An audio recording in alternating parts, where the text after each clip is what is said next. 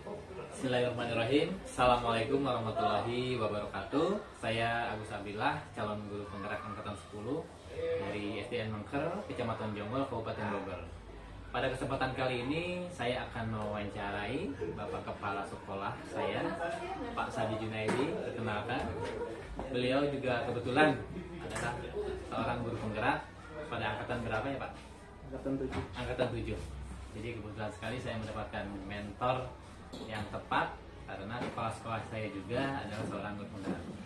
Dan pada kesempatan kali ini saya akan mewawancari beliau terkait dengan tugas demonstrasi konseksual modul 3.1 tentang pertanyaan atau terkait dengan keputusan bagaimana yang harus diambil atau yang tepat yang akan diambil oleh Bapak Kepala Sekolah. Baik, kita mulai saja Pak saja. Siap. Selama ini bagaimana Bapak dapat mengidentifikasi kasus-kasus yang merupakan dilema etika atau bukan moral? Baik, selama saya menjabat sebagai kepala sekolah tentunya ada beberapa kasus yang baik itu berkaitan dengan dilema etika ataupun bujukan moral. Untuk mengidentifikasinya kembali lagi ke pengertian awal, itu ketika kita mendapati kasus di mana bertentangan antara kebenaran dengan yang salah atau salah dengan benar, ini udah jelas masuknya ke bujukan moral. Dan dalam pengambilan keputusan ini pun ketika itu bujukan moral kita cukup mudah lah, karena itu sudah barang tentu jadi satu hal yang salah gitu kan, ketika emang itu salah, ketika benar-benar. Namun ada satu hal yang sulit itu ketika dilema etika. Nah, ini yang paling banyak terjadi ketika dalam hal dilema etika, karena ada kepentingan-kepentingan atau nilai-nilai sama-sama benar, tapi ada yang saling bertentangan. Tentunya ketika kita sudah bisa mengenali mana yang dilema etika, mana itu bujukan moral, dalam pengambilan keputusan pun kita tinggal sesuaikan dengan langkah-langkah dalam pengambilan keputusan, baik itu dalam dilema etika atau bujukan moral. Mungkin seperti itu cara saya mengidentifikasi atau memilah mana bujukan moral, mana dilema etika. Kembali lagi ke pengertian awalnya, ketika kita sudah memahami mana bujukan moral dan mana dilema etika, insya Allah kita diberikan kemudahan dalam pengambilan keputusan. Jadi menurut Pak Sadi, jadi memutuskan sesuatu itu lebih lebih mudah lebih ke bujukan moral ya, karena sudah kita gampang sudah jelas, gitu kan, ini salah, ini benar. Dalam pengambilan keputusannya pun bagaimana kita menyikapi yang salah dan bagaimana kita menyikapi yang benar, sehingga pengambilan keputusannya itu alurnya cukup pendek ketika yaudah ini salah gitu, tinggal kita perbaiki yang salahnya, atau yang benarnya kita kalau yang benar ya emang kita perlu apresiasi kebenarannya gitu kan. Tapi kalau bujukan dilema etika tadi itu harus ada langkah-langkahnya, kita bagaimana itu sulit ya Pak ya. Baik, selama ini bagaimana Bapak itu menjalankan pengambilan keputusan di sekolah Bapak, ya terutama untuk kasus-kasus di mana ada dua kepentingan yang sama-sama benar ya, atau sama-sama mengandung nilai kebajikan yang tadi disebutkan ya, termasuk dilema etika mungkin Pak ya. Nah, inilah yang selama ini kita hadapi ketika kasus itu masuk pada ranah dilema etika. Ketika di dilema etika itu tentunya kita harus benar-benar hati-hati dalam mengambil keputusan. Ada langkah-langkah yang harus kita tempuh, dan sebisa mungkin kita harus cermat gitu kan. Ketika nilainya yang saling, kebenaran yang mana, kebenaran yang satu dengan kebenaran yang lain harus benar-benar kita pahami. Kemudian fakta-fakta dari awal, terus kejadian kronologinya itu kita harus benar-benar memahami gitu kan, sehingga kita tidak berada di satu pihak, baik itu yang benar A atau benar B-nya.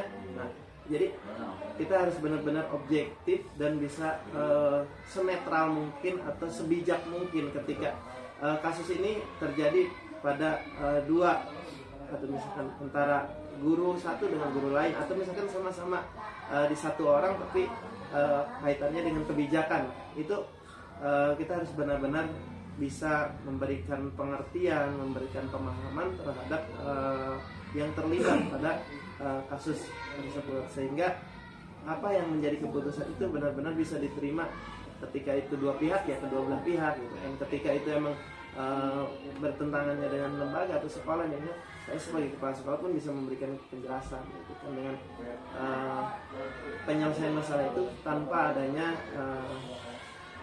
konflik lanjutan gitu. Itu mungkin seperti itu. Jadi untuk menentukan keputusan terkait dengan yang sama-sama benar ini harus benar-benar hati-hati ya Pak, Ya, karena gitu. semuanya itu jadi posisinya sama gitu, nilainya gitu benar. Nah, di modul itu juga kan ada langkah-langkah dalam pengambilan keputusan yang harus kita lalui gitu kan. Meskipun ya tidak semua 9 langkah itu harus kita ambil semua, tapi mana ini yang paling relevan langkah-langkahnya. Kalaupun ada langkah misalkan yang satu, oh ini mah nggak terlalu muncul dalam kasus ini, ya nggak apa-apa. Tapi 9 langkah itu tentunya kita harus benar-benar memahami sekali gitu kan, dari mengenali nilai-nilainya, menentukan siapa yang terlibat dan seterusnya sampai ke bagaimana keputusan itu kita merefleksikannya gitu. Baik. Kemudian hal-hal apa saja yang selama ini Bapak anggap efektif dalam pengambilan keputusan pada kasus-kasus dilema etika?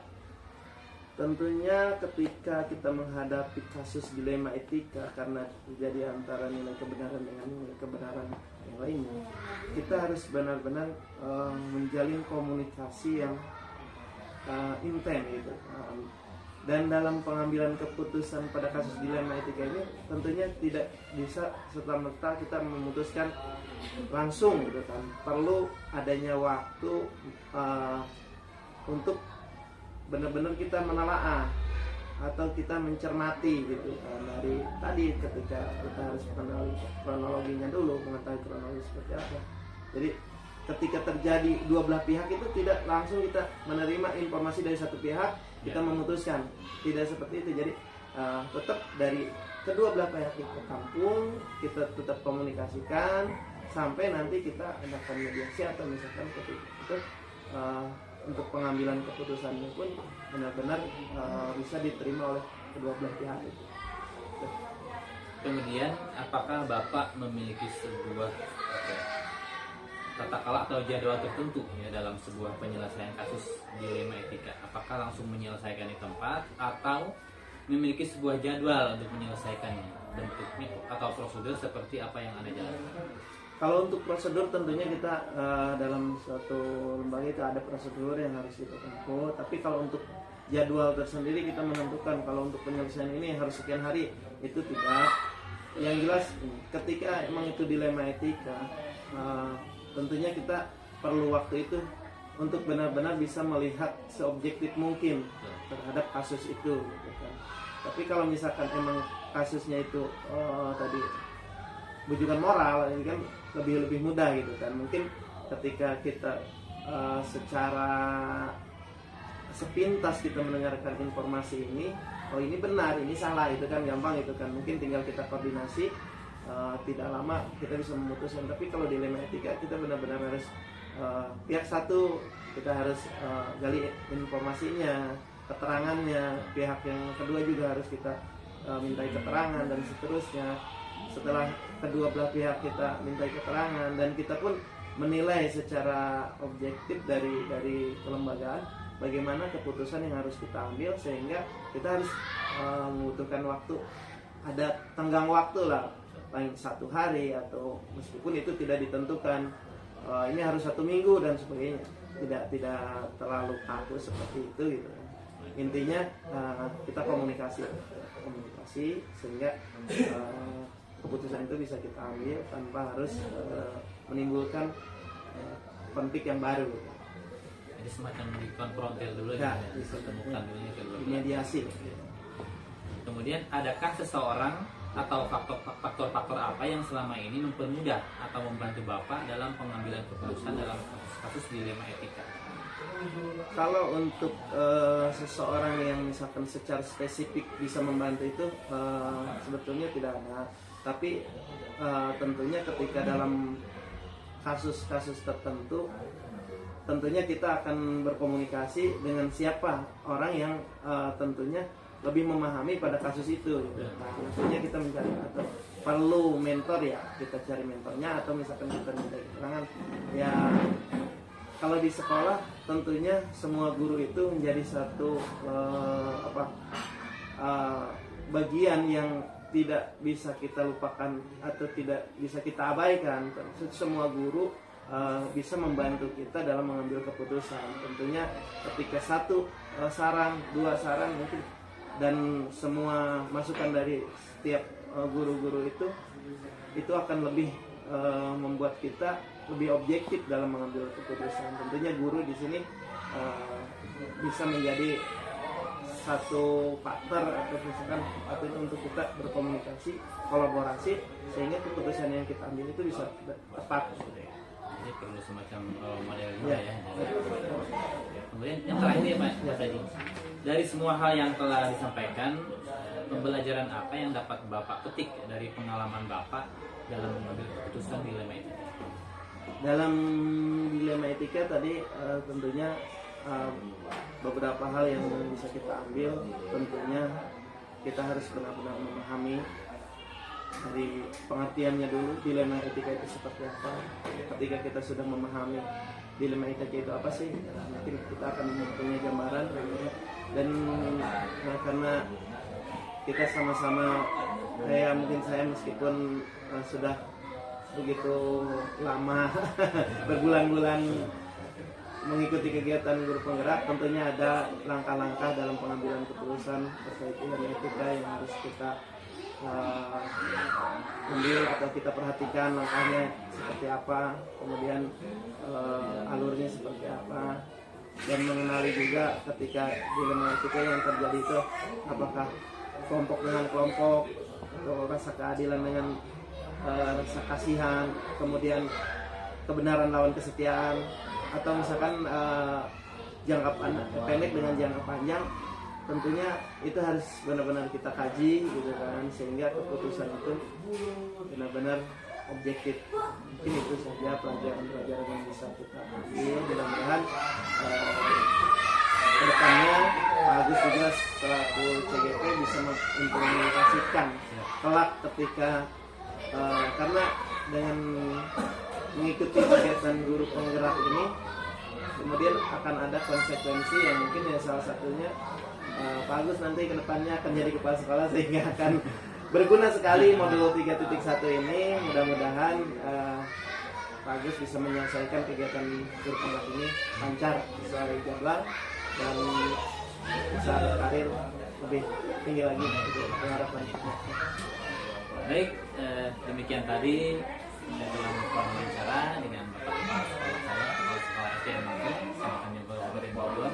Dengan Bapak Said Junaidi, banyak sekali hal-hal yang dapat saya dapatkan dari beliau. Karena bagaimanapun selain sebagai kepala sekolah saya, beliau juga merupakan guru penggerak. Dan mungkin pertemuan kita mencukupkan dulu sekian. Saya ucapkan banyak terima kasih atas waktunya Pak Saji. Siap. Assalamualaikum. Siap. Assalamualaikum warahmatullahi wabarakatuh. Waalaikumsalam. Bismillahirrahmanirrahim. Assalamualaikum warahmatullahi wabarakatuh. Saya Agus Abdillah, calon guru penggerak angkatan 10 dari SDN Mangker, Kecamatan Jombor, Kabupaten Bogor. Pada kesempatan kali ini saya akan mewawancarai Ibu Kepala Sekolah, Ibu Cucun Sri Devi. Kebetulan beliau juga adalah guru penggerak di angkatan berapa Ibu?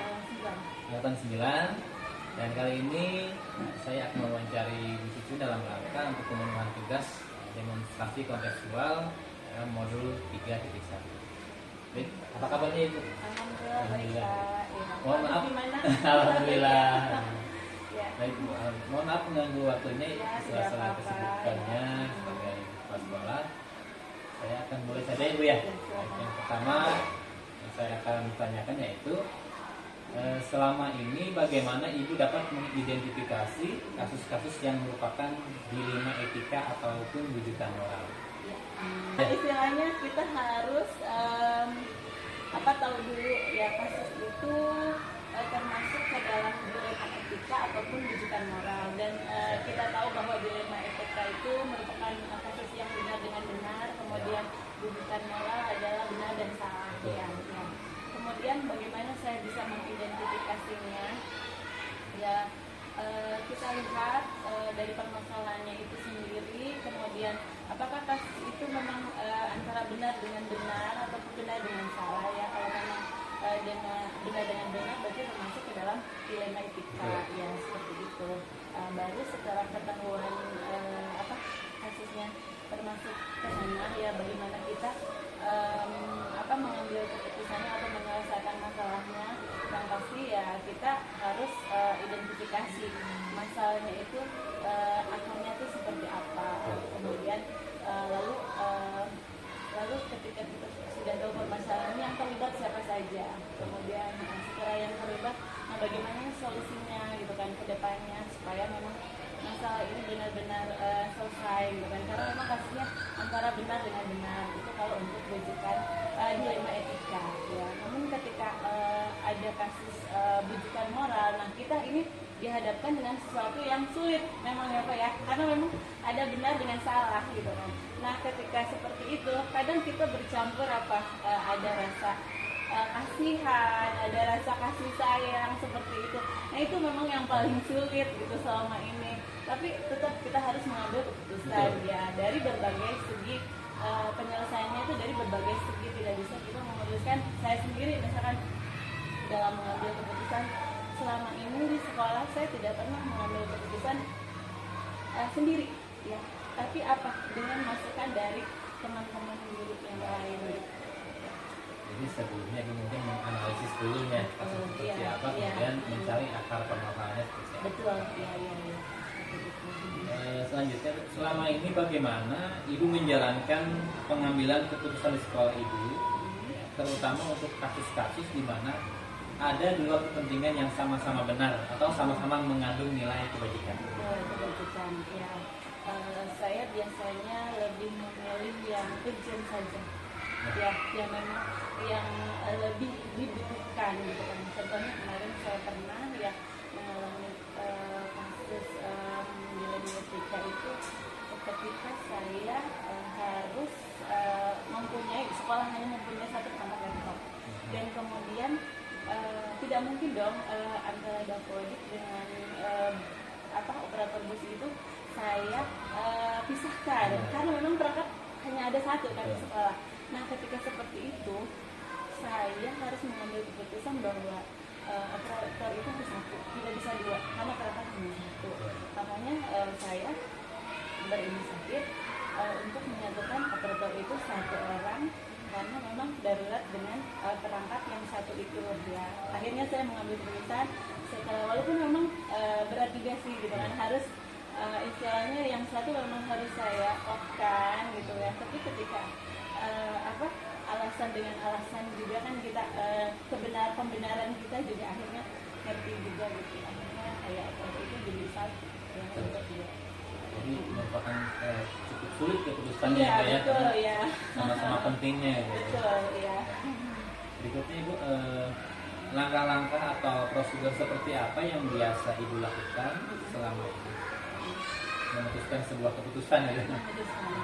Yang masih memang saya cari tahu dulu permasalahannya seperti apa. Saya analisis seperti tadi ya, yang Pak bilang saya analisis dulu seperti apa sih masalahnya. Kemudian saya meminta masukan dari berbagai pihak ya. Tidak satu pihak aja saya minta, kemudian di lain pihak juga saya minta masukan lagi. Setelah saya dari berbagai masukan, kemudian saya istilahnya analisis semuanya dan akhirnya baru itu membuatkan sebuah keputusan ya. Jadi tidak semata-mata saya memutuskan seperti ini ya. Contohnya kemarin aja gitu, bagus lagi kasus bukan kasus sih kayak kemarin kita pembagian kelas ya.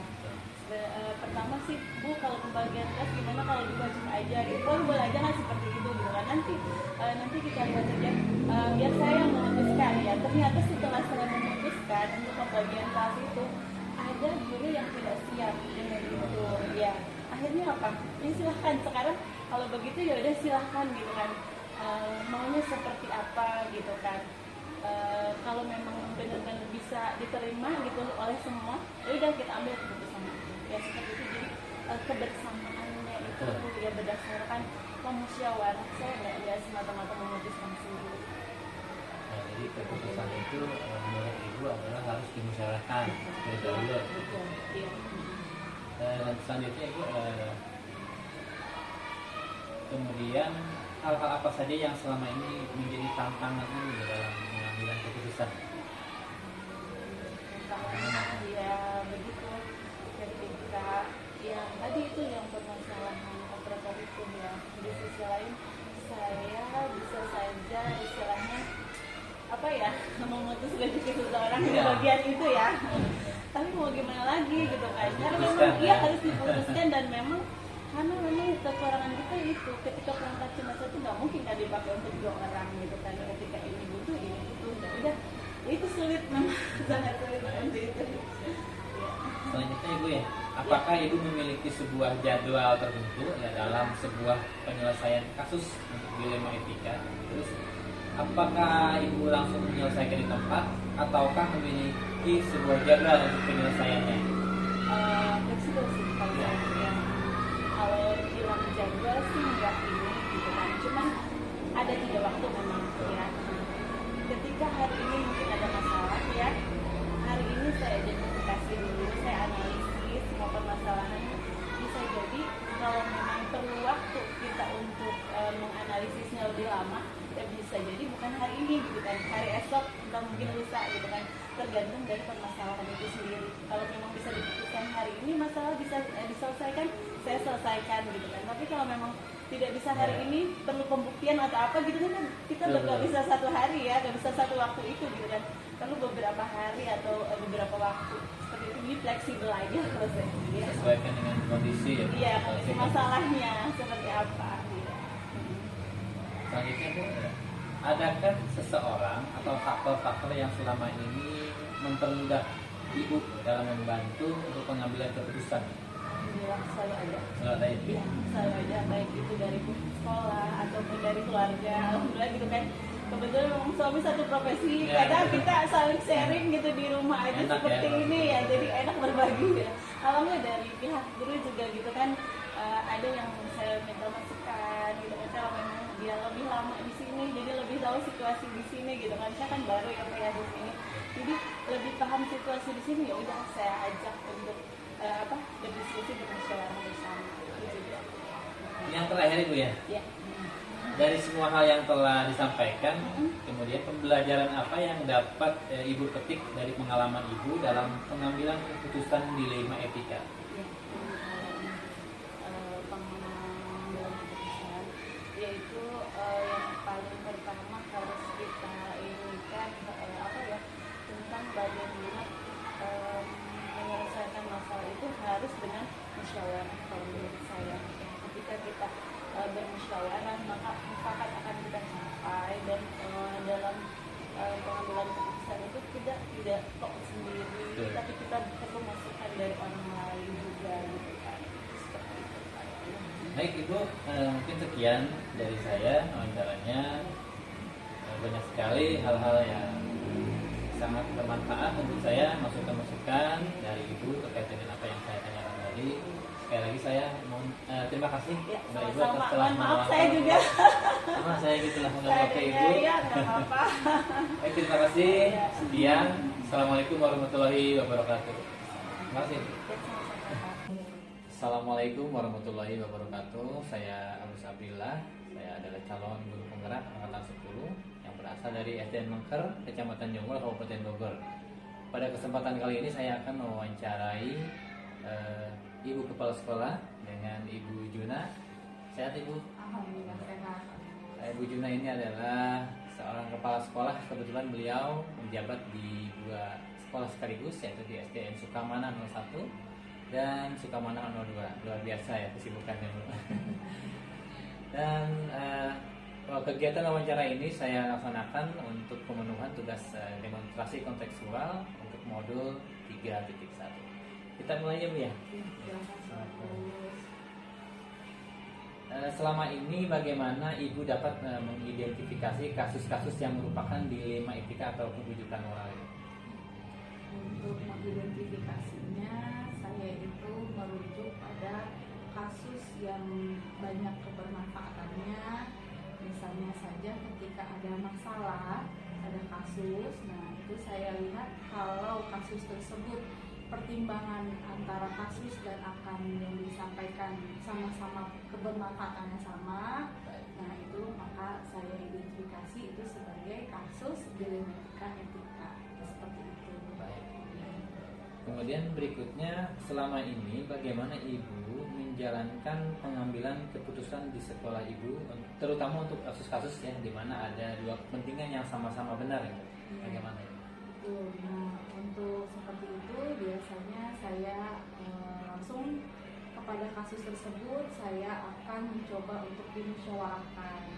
Nah, musyawarah itu terutama kepada guru-guru yang senior, guru-guru yang sudah berpengalaman. Walaupun saya di sini pimpinan, karena saya masa kerjanya juga baru beberapa tahun. Nah, di sini setiap sekolah pasti ada guru yang lebih senior, guru yang sudah tahu detail, tahu tentang sekolah itu gitu. Makanya saya akan musyawarah, tapi yang dihadirkan paling utama adalah guru yang senior ibaratnya, lalu guru yang memang punya pamong seperti guru ASN, dan guru yang non ASN pun turut untuk ikut serta untuk saling bermusyawarah, lalu saling memberikan solusi terhadap kasus yang akan kita hadapi gitu ya, telah kita hadapi ataupun ada kasus tertentu yang dilematika.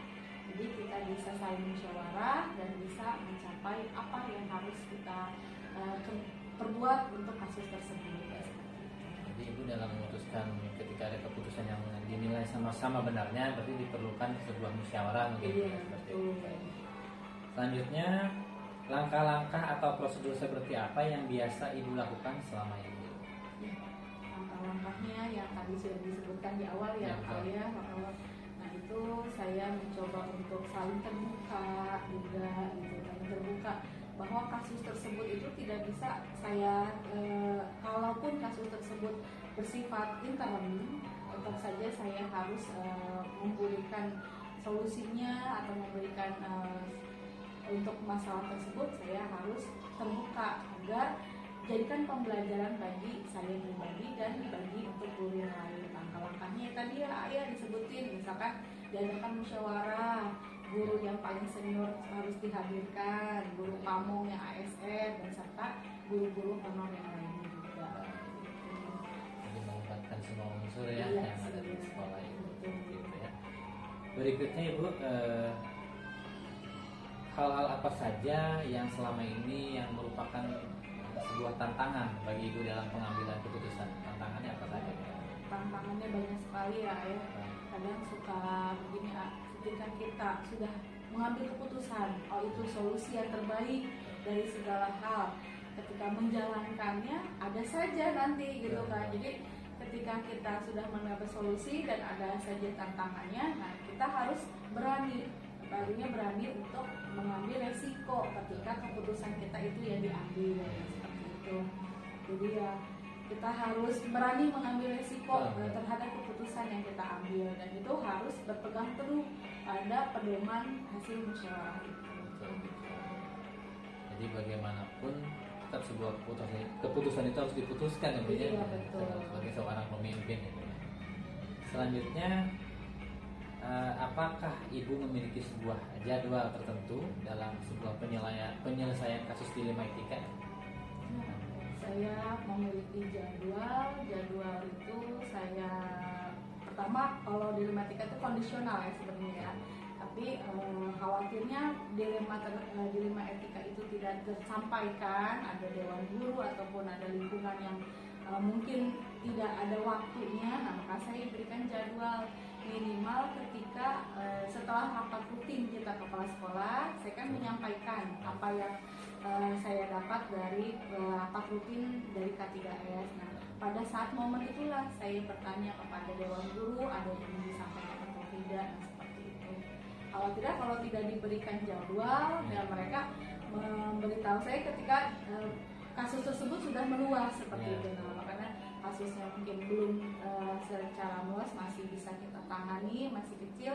Nah, kita bisa saling sharing nantinya apa keputusan atau apa solusi yang kita ambil. Baik, jadi diperlukan sebuah jaga ya Bu ya untuk penyelesaian. Baik, selanjutnya Ibu, adakah seseorang ya, atau faktor-faktor apa yang selama ini mempermudah Ibu dalam membantu untuk mengambil sebuah keputusan? Ada sekali ya Pak ya, yang tadi Alia disebutin, misalkan tadi guru senior yang di sekolah tersebut gitu yang melibatkan warga. Nah, karena kenapa? Karena di sekolah SD kan tidak ada waka ya, tidak ada wakil ketua, terus juga belum ada secara perinci bahwa ada bagian kasih kurikulum apa bagian mana gitu, seksi kurikulum. Kita hanya langsung kepada kepala sekolah, langsung paling-paling yang jabatan dinas itu bendahara seperti itu kan. Nah, mungkin yang dipercayai selain itu ya guru yang senior. Jadi saya bisa tahu kalau guru senior tersebut mengetahui lingkungan sekolah seperti apa. Nah, kita sebagai pejabat kepala sekolah kan kadang ditempatkannya dengan situasi yang baru ya, jadi nggak tahu lingkungan di sini seperti apa. Nah, guru yang senior atau guru yang memang di sini sudah dituakan lah sepuhnya, mereka akan menjadi fasilitas gitu Pak. Ya, jadi walaupun kita posisinya sebagai pimpinan, gitu, Iya. tapi kan yang lebih tahu guru yang lebih lama. Iya, Dalam hal ini guru senior. Baik. Yang terakhir nih Bu ya dari saya, dari semua hal yang telah disampaikan, kira-kira pembelajaran apa yang dapat Ibu petik dari pengalaman Ibu dalam mengambil keputusan di Ilmu Etika ya? Pengalaman saya yang ini adalah yang saya petik ya ketika mengalami kasus dilematika adalah keputusan apapun yang harus kita sudah bulatkan ya dari sebuah kasus tersebut, segala resikonya kita harus hadapi. Lalu juga kita harus berpegang teguh bahwa apa yang kita ambil keputusan itu adalah kebermanfaatannya lebih banyak lagi, lebih besar lagi. Seperti itu. Aduh, banyak sekali nih yang saya dapatkan dari hasil obrolan dengan Ibunya saat ini. Saya sangat berterima kasih sekali ke Ibu, dan mohon maaf juga mengganggu waktunya, Ya, mengganggu waktu tidak. sibuknya di sela-sela kesibukannya luar biasa. Baik, demikianlah wawancara saya dengan Ibu Junah, Ibu Kepala Sekolah SDN Sukamana 1 dan SDN Sukamana 02. Dan ini adalah merupakan wawancara ketiga saya dalam rangka untuk penggunaan tugas demonstrasi kontekstual 3.1. Demikian, terima kasih. Assalamualaikum warahmatullahi wabarakatuh. Terima kasih. Sukses ya Pak. Terima kasih Bu.